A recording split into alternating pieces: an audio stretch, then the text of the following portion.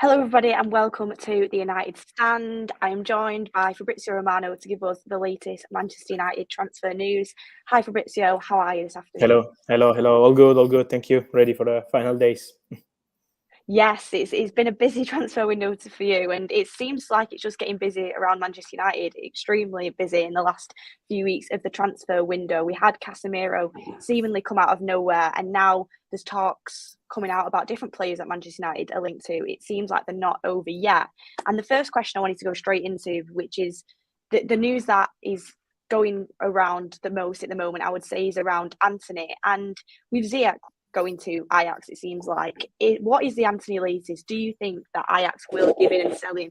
I mean, really, considering what is happening at the moment, not part of the squad, not training, do you think they will give in and sell him? Antony is trying in every way to send a strong message to Ajax, I would say, because he didn't train on Friday, same on Saturday. He decided already on Friday not to play on Sunday. So then it was confirmed on Saturday night, but it was in the player plans on Friday because he wanted to send a strong message to the club. He wants Ajax to negotiate with Man United. This is the point. It's something that he wanted in July. So he was waiting for Ajax to maybe sit at the table and negotiate with Manchester United. It didn't happen many times. And so after the bid, 80 million euros, Antony decided to force a bit the situation and to try to send a message. He wants Ajax to negotiate with United. He feels it's the right time for him to move to the Premier League. He has an incredible relationship with Erik because today we speak of Antony as one of the best wingers in the game, and it's also thanks to Erik who did a great job with him at Ajax in the last few years. So the mission is pretty clear for Antony. He wants to go to Manchester United, but we also have to remind what yesterday Ajax manager Schroeder said is the truth, that they already lost many important players. So Ajax will try to change the situation and to keep Antony. I think it will be decided this week. So the feeling internally at Ajax and same at Manchester United and people close to the player is that this week we will have an answer on the Antony situation. I don't see Antony being a name mentioned on deadline day unless something crazy happens. But the feeling is this week Ajax have to take a position, and same on Manchester United side. They want to understand if Ajax will put a price on Antony after bidding for 80 million euros or not. But at the moment, the focus for Manchester United is Antony. They appreciate what the player is doing because he's doing his best to join Manchester United. Now we have to see what happens with Ajax. So important hours and days ahead. Do you think if Ajax do hold out on getting this really high price that they want for him, do you think Manchester United might up their bid again? Because obviously they've gone in with a bid, it's got rejected. Do you think they might go even higher? I think yes. The feeling also on player side is Manchester United will try again. Manchester United want to try again. Manchester United want to try to find a solution and want to give Erik a player that he really needs, because with that kind of skills as a player, he knows very well. And this is another important point at the end of the window. It's not like July where you can sign players that maybe will adapt and have a pre-season. Now it's time to put in players ready to have an impact at Manchester United level. So this is why Antony would be perfect, and this is why Man United are prepared to beat the game. But it's now up to Ajax more than Man United, because Man United are prepared to beat the game. The player is prepared to join Manchester United. Personal terms will never be an issue because he only wants to join Premier League football, Manchester United, this summer. And so let's see what happens in the next days, maybe hours, and we will have an answer on this Antony situation. Seems quite positive. I think that will please a lot of United fans after the summer that we've had. And in relation to Antony, because the name has been brought up as an alternative for Antony, and I think what we want to make clear is Gakpo an alternative for Antony, or is he someone that they'll be looking to go and get as well? Because there's been different reports coming out, people saying that we want them both. He's an alternative. We know that Ten Hag appreciates him, and it obviously is a much cheaper price. What is the update around Gakpo? I think at the moment, the reality is that Manchester United, from what I'm told, are negotiating for both players in a different way for both players, but it doesn't mean that they want to sign both. I think it's 10 days before the end of the window, less than 10 days. And you have to be prepared. You have to start contacts. You have to open negotiations. And so it's absolutely normal for a top club like Manchester United to start contacts and then see what they can do on both players. But it doesn't mean that both are joining United or that Man United want to sign both players. It means that they want to be ready in case, for example, Antony deal won't go through with Ajax, because it doesn't depend on Man United. It's not Ajax saying, okay, we want 120 million. And so you can decide, as it happened with Sancho 2 years ago. It's different. It's up to Ajax now. It's only up to Ajax. So it's absolutely normal, I think, for Manchester United to open talks with Gakpo agents. They are in direct contact since long time because he shares the same agents with Erik and Hag. The relationship is very good. Cody Gakpo price would be completely different. I think it's around 45-50 million, and you can open a negotiation and sign Gakpo from PSV. So it's completely different strategy, and this is why I think is normal for Man United to get ready on Gakpo, because there are many clubs on the market looking for wingers, and so we know how important is the timing at this point of the market. It's not June, it's not July. Now you have to be fast, you have to be ready, and this is why Man United are in contact with the agents of Gakpo, but there is still no bid as of now for Cody Gakpo. They are in contact. They told the agents that they are prepared to submit a proposal in case there will be the conditions, in case they want to do it in the next days, but it's not a negotiation with PSV yet. It's just a negotiation with the agents. On Antony's side, it's way more advanced because it's also with Ajax. So let's see, but I think they're working on both players, and it's absolutely normal. Yeah, especially because we don't really know what's going to happen with PSV yet in the Champions League playoffs with Rangers, so maybe that could play a factor. But moving on to the midfield, De Jong again, we've got to talk about it because Casemiro was an unlikely signing. Well, we thought it all was anyway. It kind of came out of nowhere, and De Jong was always the main target. But the UK press have said on Friday that Casemiro, because of Casemiro, it means that De Jong is unlikely. But this morning we heard from Dutch outlets that United still want De Jong, and he is Ten Hag's #1 priority signing. What can you tell us around De Jong? Is it moving more into the unlikely category now? It seems like the news on it is completely cooled down. But yes, but it's correct to cool down because at the moment there is absolutely no change on player side. That Man United want De Jong. If tomorrow morning Frankie De Jong wakes up and says, okay, I'm prepared to leave Barcelona, Man United will be there, 100%. But they've always been clear on that point. Since end of May, they always wanted Frankie De Jong as priority. So I feel it's not new that Man United want Frankie De Jong and would be ready to try for Frankie De Jong. It's the same for Chelsea. So if tomorrow or any other day Frankie will change his position, also Chelsea will be there for Frankie De Jong because Chelsea want Frankie De Jong as Manchester United too. But the real point is that I have no update on Frankie because also asking today morning and the answer is always the same. Frankie still wants to stay in Barcelona, wants to continue in Barcelona. So at the moment, this is the situation. Then we have to see if Frankie will change his mind, if something will change with Barca. But at the moment, he's still on the same point. Frankie wants to continue at Barcelona. So it will only change if Frankie decides to go. But at the moment, it's still not the case. So let's see, but I think it's not new that Man United will Frankie. It's something that they are prepared to do in case Frankie will change his mind. But as of now, still the same. Well, it's good to know that we'd still be willing, obviously, to go and get him, despite spending that money on Casemiro. Is there like a point where Frankie's going to have to make his decision? Because obviously there was talks of a wage cut that he'd have to take at Barcelona. Is Barcelona and Frankie come to a decision yet on what's going to happen with him? Yes, but since long time, Barcelona want Frankie to make a decision on this future situation or contract situation. But as of now, I'm told again on Frankie's side, also on the contract situation, is the same. He doesn't want to reduce his salary. It's not his intention. He wants to continue at Barca with the current contract. So let's see what Barca will do. Let's see also what Frankie will do. But we have to remember that contracts exist because you sign the contracts. And so Barcelona can't force Frankie de Jong to change the contract, to reduce the salary. Frankie has a contract with Barca and he wants to continue with that contract. And I think he's into his rights to continue with that contract. So at the moment, this is why Frankie is pretty relaxed.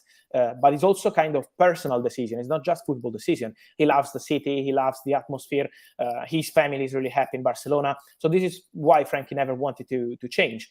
Then let's see if Barca will try to force him out. But yesterday he was a starter for Barcelona. So Frankie is still an important player for Xavi. And in case Frankie will stay, he will be a really important player for Barca. So at the moment, he's still on the same point. Let's see if Barca will try to force him out. But at the moment, we are still on the same situation as the beginning of July, when we had many rumors of presentation for Frankie at Old Trafford.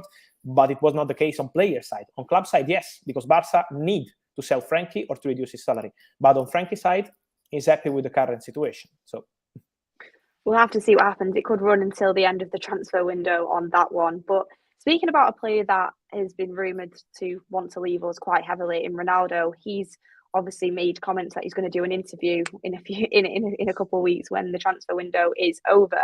Do you have any updates on Ronaldo? I mean, Casemiro's coming now. He's done an interview saying he can't wait to play with him. He hopes he stays. Do you think it's looking like Ronaldo will stay, or is it still that factor where if Jorge Mendes can get him a move, he will want to leave? I would keep the situation open, honestly, because is not over yet. It's not over yet because Jorge Mendes is still trying to see if he can find a last-minute solution at top level for Cristiano, as it happened last summer. I still remember, and I'm sure United fans remember too, that it was extremely unlikely to see Cristiano leaving last summer at that point of August, day 21, 22, where Juventus stating that Cristiano is going to stay, he's part of our project, and then Man United appeared and signed Cristiano in the last days of the window. So this is something that could still happen this summer. But the big difference is that at the moment, Jorge Mendes has no proposal for Cristiano Ronaldo at the level of Cristiano Ronaldo. So at the moment, I'm told that also many of the rumors that we saw around the press, and not only on Cristiano in training, I was checking in the last 2-3 weeks, but I'm told that Cristiano's been more than professional. He never created any problem in any training session. The atmosphere is not positive because of the results. Cristiano is a winner, and winner mentality means if you're not winning games, you're not happy, and Cristiano is not happy. That's absolutely normal, I think. So it's not Cristiano creating some problems. He's training as a top professional, as always. I think we all know in football how professional is Cristiano Ronaldo, and this is not changing this summer, absolutely. It's up now to Jorge Mendes if he finds a solution, but we have also to remind that Man United also today, they insist that Cristiano is not for sale, that they want Cristiano to stay, that they trust Cristiano as part of the project. So this is the situation as of now. No new bids, no new developments yet, but let's see, because Jorge Mendes is one of the best agents in the world, and so he can find solution in any moment. Yeah, again, it's going to be one of them where no one's really going to be 100% certain until that transfer window does close. But hopefully he does stay. And there's been talks coming out that obviously due to the protests that have been brewing, I'm sure you've heard about them, due to the fact the Glazers, the owners, are getting a lot of stick on social media from the fans and not happy with this transfer window, that Manchester United as a club are looking to spend a lot more money to help Ten Hag out with the first couple of results. I'm sure you saw they weren't the best, especially with Liverpool coming today. Is it true, the reports coming out, that Manchester United would potentially looking at 4 more signings? And we've heard rumours around a right back, a midfielder, forward player. Is Manchester United still going to be going out for all these positions if they can get them in? I think yes. I think there will be on many players till the end of the window. Then it also depends how many. It also depends on the outgoings, because the right back will arrive only in case they will find a solution for Wan-Bissaka. For example, they're trying to find a solution with Crystal Palace or any other club to let Wan-Bissaka go and then bring in a new right back. Midfielders depend on the opportunities. For example, a player they're following since a long time is Moises Caicedo, but now they signed and invested big money on Casemiro. So let's see if they will try again for that kind of player or not. And we mentioned Frankie, how complicated is the situation. The goalkeeper will arrive 100%. They called it for Sommer from Borussia Mönchengladbach, but the player is attracted by a new contract proposal there, so it's not an easy one. Vlachodimos from Benfica is another option they are considering. So they are searching players in many positions. I don't know if at the end it will be 3-4 signings, but I think a new winger will arrive. Right back depends on Wan-Bissaka. A new goalkeeper will arrive. We have to see what happens with the midfielder. So I see Man United really busy, but I think it has to be about quality signings, because Casemiro is a top signing. I think now on the media is going pretty well, but we are maybe underrating Casemiro because of the complicated summer of Manchester United. But going from Rabiot to Casemiro, in my personal opinion, is the biggest upgrade I've ever seen in a transfer window about targets, because really Casemiro is one of the best defensive midfielder in the history of the game. He's not just a normal player. He's a fantastic leader. He's a key player for the dressing room. So until you try to sign that kind of players, it makes sense to sign maybe 3-4 more players. If that's to be for normal players, and I think that was terrible to see Manchester United linked to players like Arnautovic or Rabiot. I respect these players, but Man United is something else. So this has to be the mission, not just the number of players. And I feel that at the end it could be 3-4 signings, but it also depends on the outgoings. Absolutely, especially when you look at Casemiro, it would be a shame to go for someone who's not at the top level. When you're starting to get top level players in, you want to get top level players for them to play alongside with. So hopefully we do go for the right players. And Dumfries, we spoke about Dumfries before. He's been a player that we've been linked to. Is he off the table now? Because we've had links to Dest, we've had links to Meunier. Are they just exploring a lot of different types of right backs in case Wan-Bissaka does make a move? Yes, for Meunier, he's one of the players that Man United are following, and they've been offered this possibility to sign him. But at the moment, it's in standby because of the situation with Wan-Bissaka. So let's see if Meunier could be an option for United. But for sure, there was a discussion with his agents. But at the moment, no bid, nothing else with Borussia Dortmund, and it's not an easy club, Borussia Dortmund, at the end of the market. Man United fans remember so well with Sancho, of course. And then the other names, of course, Serginho Dest could be an interesting one. I will keep an eye on Serginho Dest, not just for Man United, but for Premier League clubs in general, because Barcelona are desperate to let him go. They need to sell players or to offload players to register Koundé, and Serginho Dest is out of the project with Barcelona. The board and Xavi want him to leave the club, and so he could be an opportunity for many clubs. And let's see if Man United, with Erik ten Hag, who knows him, will try to sign him or not, but it's still an open situation for Serginho Dest. And for Dumfries, it's true that Man United have been scouting him for a long time. He's really appreciated. They are convinced internally that he could be kind of perfect player for Premier League football, and it's the same with Chelsea, because also Chelsea have been interested in Denzel Dumfries for a long time.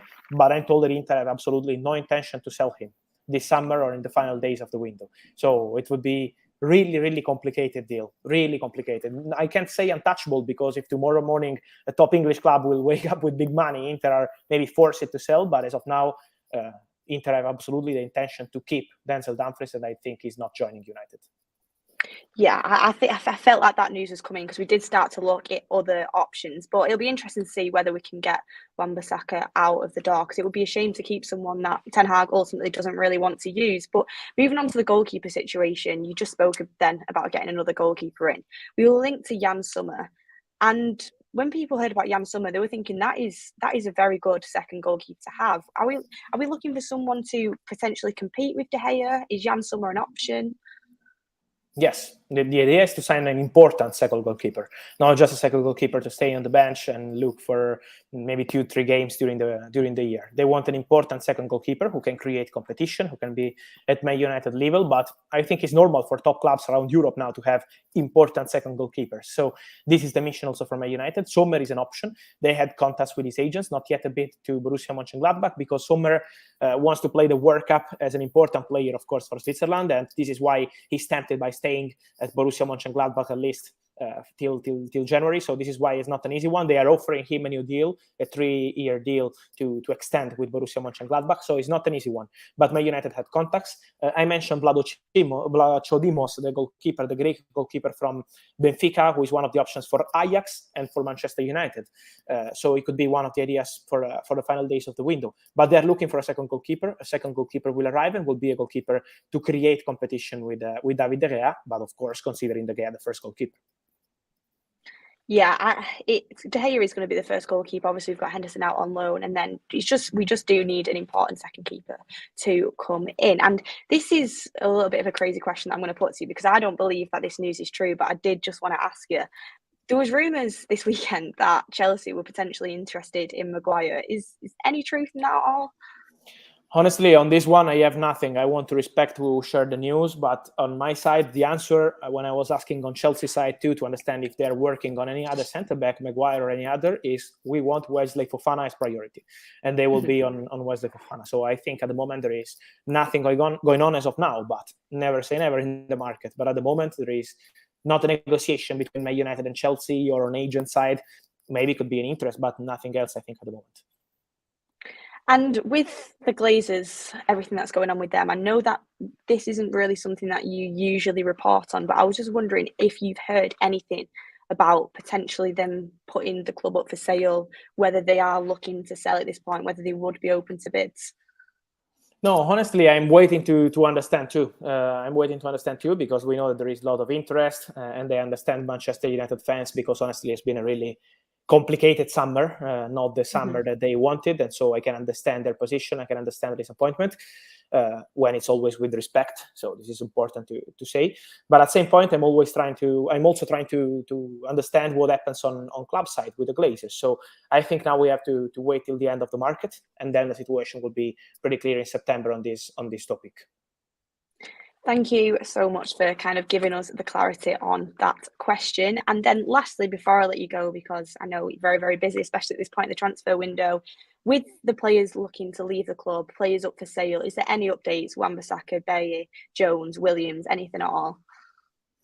Yes, they're working. I think this week will be clarified for Gardner what happens, because could be an option for him to leave on a permanent deal. Rumors about Tottenham, but Gardner is looking for other options. So let's see what happens with him. Wan-Bissaka, I mentioned Crystal Palace. They've always been interested, but Man United are waiting for an official bid to resolve the situation. And then maybe the last one that we have to see what happens today, tomorrow, is Erik, because there is a negotiation ongoing between the player and Olympique Marseille. There is an agreement between Man United and Olympique Marseille. It's a loan deal with buy clause that becomes mandatory in case Olympique Marseille will be in the Champions League next season, but still no agreement between Bailey and Olympique Marseille. There is a negotiation ongoing, because when you sign that kind of loan deal with buy option or obligation, you have to sign a contract for the future too, in case it will be activated. And so this is why at the moment still no agreement between Bailey and Olympique Marseille, but I think in a few days it will be clarified and it will be important for Man United. Thank you so much for coming on, Fabrizio. Appreciate the updates, and hopefully we have some more good news before the end of the transfer window. I hope to. Thank you, and see you soon. Thank you. See you soon. Bye. Bye. Well, guys, that was Fabrizio giving us all the latest updates on the transfer market. And now we've finished with the Fabrizio interview. We're going to break it down. But obviously, get all your comments in the chat as well. And I'm going to be reading some comments out as well to what you think. And it can be about anything. It can be about what Fabrizio just said about the Glazers out movement. We are going to talk about that because that is going on at Old Trafford tonight. And I think it's a really important thing for the whole fan base to get behind. I've not really had much of my say on that yet. So I'm going to speak about that in a little bit as well. But to be honest with you, the update from Romano, I think we got a really good update there. The Antony story, for me, it does very much seem like Antony is first priority and then it is Gakpo. I would love us to get both, because I do think we need depth, especially through the front line. And looking at Gakpo, I think he's a player with a lot of potential that I think could be a real big star one day. So to get him in as well, just putting pressure on the Glazers to spend money at this moment in time, spend as much as he can to get us some depth in the squad and get us some quality players. I think it would be great. But it seems like Antony is the priority. And if we're going to go upwards to 100 mil for him, I doubt that we're going to go for Gakpo as well, especially with that little bit of hope that Jong is going to come before the end of the transfer window. But Antony is doing everything he can to leave. Romano backed that up there as well. He wants to go. The deal is quite advanced. The only thing that's stopping it is the price tag with Ajax. They are trying to get as much money as possible out of Manchester United. And to be honest with you, I completely understand why they're doing it, because if I was Ajax, I'd be thinking Manchester United are absolutely desperate at this moment in time. So they are 100% going to keep offering more and more money. One, because of everything that's going on with the fans. Two, because of everything that's going on with the protests. And three, purely because look at the results that we've had coming at the start of the season. It's not only the start of this season, the attacking outlets wasn't putting in good performances for a lot of last season. So I think they know what they're doing, and I think they know that they can push Manchester United to get as much possible money as they can out of us. And honestly, if we end up spending 100 million on Antony, first thing I can say on that is it's absolutely ridiculous, the amount of money that you're going to be spending. And it sounds, I don't want to be disrespectful to the Dutch league, but he is a Dutch league winger, and I know he's had some great players come from there. Luis Suarez came from there, and he ended up being one of the best players in the league for Liverpool. But I still think it's very risky spending 100 million on that type of player. But then you can revert back to, well, we spent 72 million on Sancho. And has that really worked out for us so far? I 100% think there is a player in Sancho, and I think we'll end up getting something out of him. But for the last season and the start of this season, he doesn't seem to be worth that amount of money. There's a lot of players going for more money than what they are worth. In the position that we're in right now, is it worth just paying that money? Because it's not my money, it's not your money. We're hoping the Glazers are going to be out as soon as possible, especially after what's happened tonight. So let them spend what they can to try and save themselves, and hopefully we get them out eventually anyway.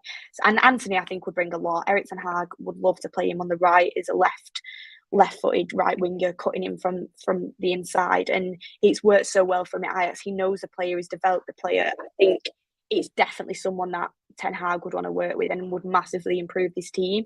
I think you could potentially even see Rashford drop out and playing Sancho on the left. He had some of his best games for us on the left last year. So it just gives a little bit more depth to that front line. And when we're struggling for goals, we're struggling to get the ball to Ronaldo, we're struggling for them attacking outlets, he could be really important to start that cog turning.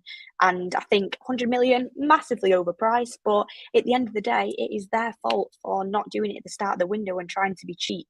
It has cost them in the long run. It's massively cost them in the long run, because if they would have just gone in at the start of the transfer window, and all of this rubbish about we can't do more than one signing at a time, we're focused on De Jong. What have you been doing recently? Casemiro, Rabiot, Arnautovic, any player. We've been linked to many players, and we will definitely have been in touch with a lot of agents. So they're just rushing around now trying to get deals done. So if they would have had that urgency at the start of the window and wanted to get players in for Ten Hag, when Ten Hag was looking to build his team in pre-season and looking to get the players to gel, Ten Hag has said himself he would have rather had players in pre-season. I think you would have, one, not had to pay 100 million for it, and two, wouldn't potentially be in this position now, because Ten Hag would have had the opportunity to play around with his team and build the best possible team before the start of the window. But it is what it is. If we end up paying 100 million, I just say, well, it is the Glazers' fault at the end of the day for not getting the money out earlier and thinking once again that they could get away with it. Anyway, we've got a super chat here from William Green saying, "Hi Beth, what's your thoughts about the De Jong deal? Could it happen because of the registration fail of Koundé?" I think there's always a chance with De Jong now, and Romano just cleared it up perfectly for us. We've got absolute clarity on that now. And what is clear is Manchester United, despite the 60 million spent on Casemiro, this makes me happy, because they've had to go and spend 60 million on Casemiro in case this De Jong deal doesn't go through. They've had to do it. They wouldn't have been able to come back from not signing a midfielder for Erik ten Hag this window. So they had to go out and do that deal. So we've got a world-class CDM in Casemiro in. But because Erik ten Hag is pushing for De Jong, and because they've spent this whole window trying to get De Jong, they're not going to give up on him. And if De Jong, like Romano says, wakes up tomorrow morning and thinks, I'm sick of Barcelona, I'm not taking a wage cut, Casemiro's just gone to Manchester United, they've just beat Liverpool, if we do, this is very wishful thinking, maybe I will take that jump, and maybe I will go and join a manager that I had the best best time of my career under that manager. So maybe if he does change his decision,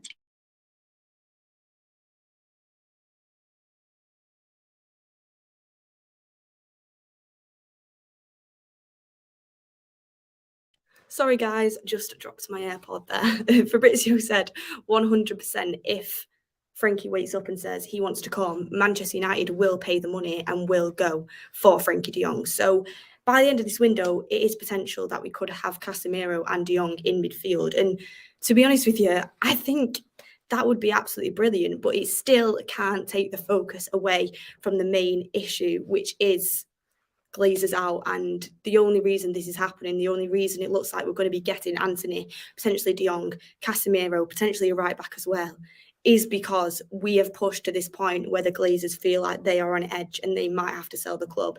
If we keep pushing, if we don't let these signings distract us, we can get excited about the signings when we finally get the Glazers to sell the club. But at the moment, the pressure needs to be on the Glazers and getting them out. And that's exactly what I'm planning to do tonight. Manchester United want to do this unveiling of Casemiro like they did with Varane, to try and distract from the protest, to try and make people enter the grounds so they can see Casemiro. They don't want to miss him. This is a big PR stunt to calm down the protests. They know exactly what's happening tonight. And that's why they had to get Casemiro in before the Liverpool game. That's why they had to go and ditch Rabiot and end up getting one of the best CDMs in the world. It's because they had no choice, because the pressure is massively on these Glazers and these owners at the moment. And you've got to keep it building. But imagine, this is the perfect scenario here. We've got Casemiro, de Jong, Antony, potentially right back as well at the end of this window. You would just think to yourself, why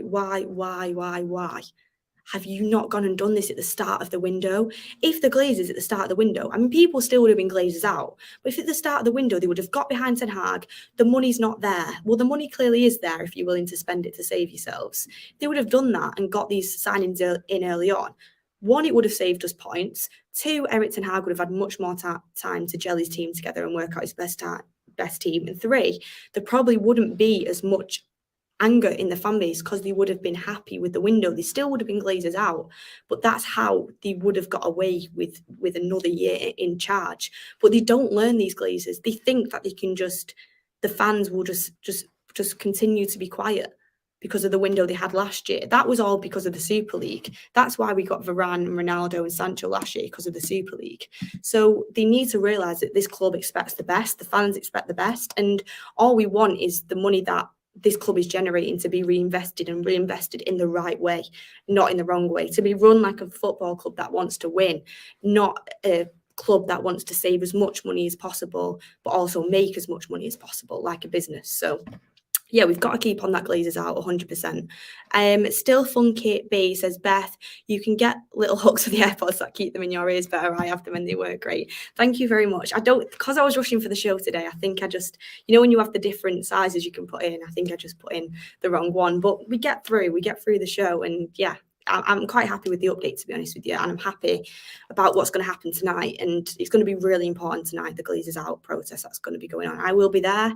I'm sure a lot of you guys will be there as well. Feel free to come up to us, feel free to say hello, speak to us, and make sure you're there getting your voice heard, because yes, we might have got Casemiro, and what a brilliant signing that is. Yes, Jong still is on the table. Yes, we're probably going to get a goalkeeper and a right back as well, from what Fabrizio was saying. The money, the spend that the Glazers initially give to John Murto and Arnold, I guarantee you, has gone up tenfold since these protests have come out. So what you've got to do is you've got to realise how to make this football club great again, instead of thinking, oh, well, the money's been spent now, we don't need to protest. No, we still do, because this cycle will keep happening over and over again. They will keep trying to skin it out as much as possible until they get a reaction, and then they'll go and spend this money just to shut you up. It's a never-ending cycle, and that's why we've not been close to winning, nowhere near as much as this football club should be winning over the past decade, because they're not running the club in the right way. It's not rocket science. When Sir Alex Ferguson left this club, some would say that we were at the point of you could see that there was a dip about to happen, but to fall this far, there's only one reason and one thing you can blame it on, and that is the people that make decisions for this football club and run it. So we can't let it go on any longer. It will just be a never-ending cycle. And I want Ten Hag to have the best possible chance to turn this team around. I genuinely do believe that he's the manager to turn this team around and build a team to help us compete, first for Champions League and then potentially for the league. I 100% think that the man is there. But if the Glazers are still in charge, they're not going to give him what he wants, transfer window wise. He was going to get nothing until the fans started kicking off about it this transfer window, which is completely unacceptable for a new manager coming into the team that has the worst points that we've ever got. And second of all, it's going to be this circle where he doesn't get the support, he doesn't get the backing. And I think out of all the managers we've had post Sir Alex, this is the guy with the most promise to do anything. And he's got the least amount of money in the transfer window. That could change, but at the moment it's not. And then you'll see the Glazers start to shift the blame onto Erik ten Hag, potentially another sacking, bring another manager in, and the cycle continues. We don't want that cycle to continue. We want this football club to turn back into a football club again that wants to win things. And Erik ten Hag wants to win things. Cristiano Ronaldo wants to win things. Rafael Varane wants to win things. I believe all the players in that club will want to win things. But the reason it's not going right on the pitch, yes, you can say the players aren't good enough. Yes, you can say Erik ten Hag hasn't had the tools that he should have been given, and we are on a very, very poor run. But ultimately, it's because from the top of that club, there has been no leadership, no direction. The correct appointments haven't been put in charge, and this is why we've come to this point, and this is why make sure you get down there tonight, guys. Make sure you are at Old Trafford. Make sure you are making your voices heard. And if you can't get down, if you're in another country, if you're supporting the club from across the globe, if you just can't afford to come down, make sure you get on social media and make your voice heard that way. And it's really important we spread this message, and it does go viral as well. So make sure you do that, guys. 100%. It's going to be interesting tonight, but from the updates we had on Fabrizio said he did try and get updates surrounding the Glazers and surrounding whether they would be up for selling. He said he hasn't got any updates yet. So to me, it's not as if there's been word put out to all journalists that they are 100% not selling and they 100% are staying at this football club. I feel like if they wanted you to know that, that would have been put out there. So there definitely is a chance. There definitely is a chance. We've got a super chat here from Dylan Levac saying, "Hi Beth, do you agree with Fred, Casemiro and Eriksen being our strongest midfield three?"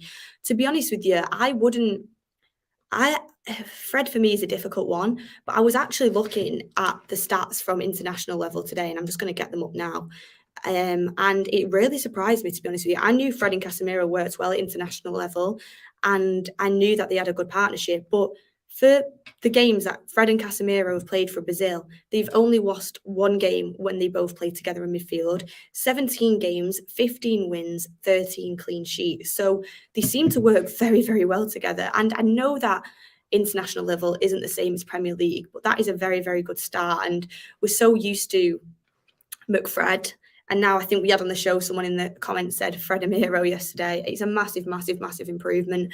Fred can focus on his role of being a box-to-box player without having to compensate for doing the DM role that he simply just can't do. It's not his best position. And also, when you play him with McTominay, both of them are so poor that they both are struggling to do their own roles, never mind cover for each other. So when Fred's paired up with an expert CDM that can hold his position, dictate the play, lead him in the midfield, and direct the progression of the pitch, I think you will see a different Fred. So honestly, my thoughts to get to the point is my ideal midfield three would be on form Casemiro, Fred and Bruno. And a lot of you will disagree on the Bruno point. I think Bruno ultimately is the player that we want to be playing for the future. At the moment, he's on very poor form. I admit that Eriksen is playing better than him. But still with Eriksen, I don't think we've seen anything special yet.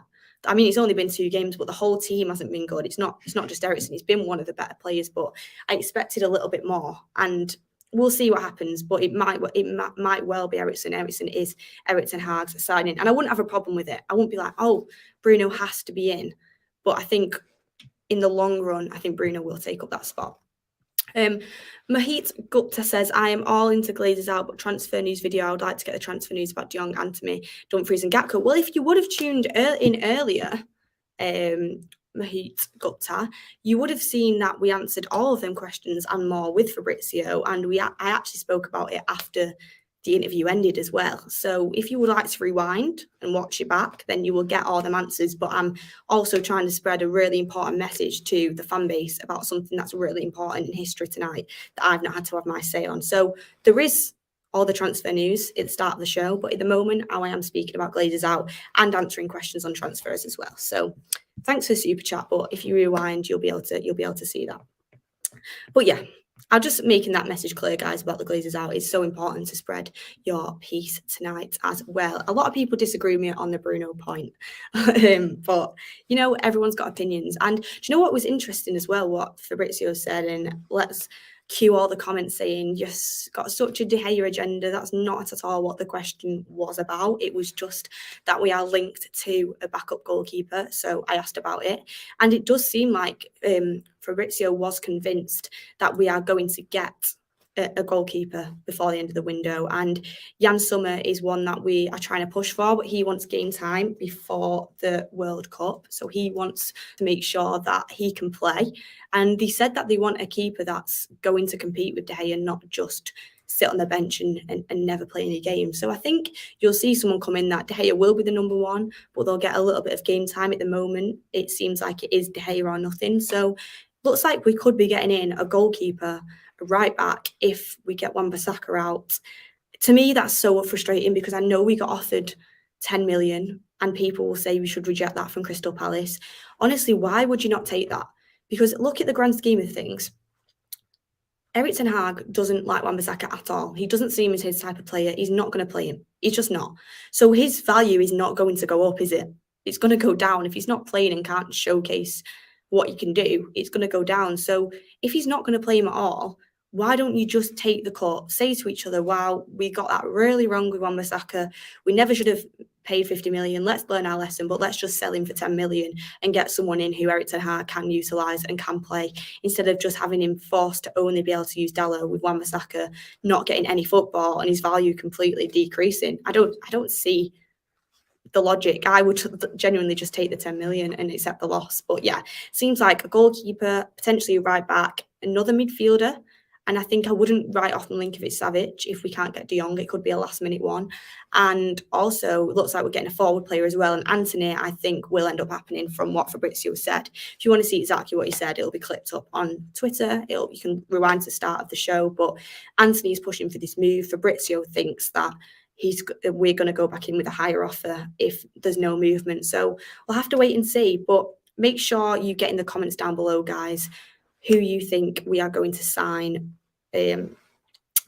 what you think of Fabrizio's comments, what you think of the transfer window so far, and make sure you keep spreading the Glazers out and keep making your voices heard. And yeah, we'll see you all for a lot more content later on surrounding the Liverpool game, surrounding the protest. But I'll see you on the next one, guys. Thank you for tuning in.